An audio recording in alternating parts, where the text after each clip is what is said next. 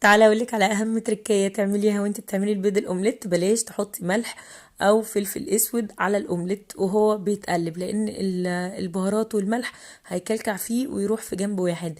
لازم تفردي الاومليت كده في قطعة من الزبدة بعد ما تسخني الطاسة بتاعتك او الجريل، تسخنيها، او بعد كده ترشي الفلفل الاسود على وشه عشان يتوزع بشكل صحيح، وكمان الملح يتوزع معاكي بطريقة حلوة ويبقى كله مملح زي بعضه. ولازم تقلبيه على وشه الناحية التانية وتديله برضو رشة بسيطة كده من الملح والفلفل، وبكده هيطلع معاكي زي القمر.